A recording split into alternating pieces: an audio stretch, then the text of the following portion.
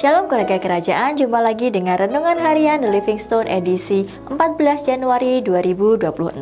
Tema dari Renungan hari ini ialah Sukacita Kristus Mengubah Hidupku, dari Galatia 2 ayat 20.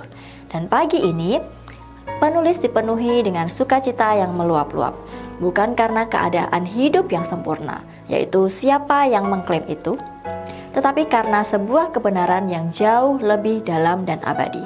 Kristus hidup di dalamku. Seperti seorang penjelajah yang menemukan mata air segar di tengah padang gurun yang tandus. Demikianlah sukacita ini menyegarkan jiwa penulis.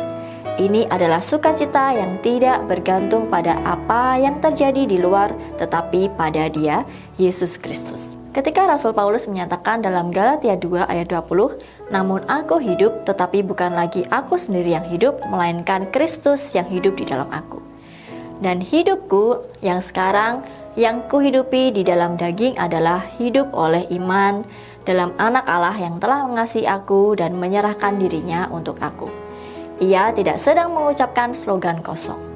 Ini adalah deklarasi radikal tentang identitas baru, tentang sumber kehidupan yang baru.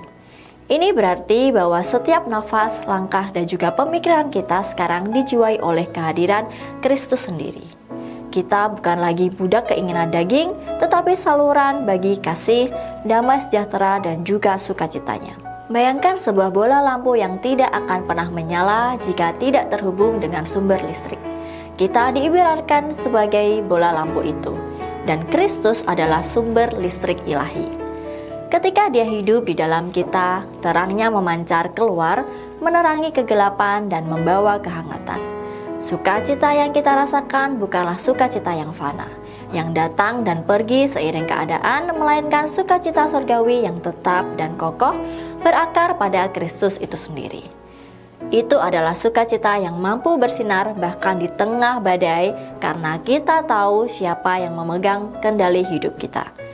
Sukacita ini bukan emosi sesaat, melainkan fondasi yang kokoh memungkinkan kita untuk menghadapi setiap musim kehidupan dengan ketenangan dan juga harapan. Buah Roh Kudus yang bersemi karena Kristus hidup dalam kita. Menerapkan sukacita Kristus dengan bersandar padanya, bukan pada keadaan. Amin. Jika Bapak Ibu Saudara merasa terberkati dengan renungan hari ini, jangan lupa komen, like, subscribe, dan juga share renungan ini agar semakin banyak orang terberkati. Terima kasih, Tuhan Yesus memberkati.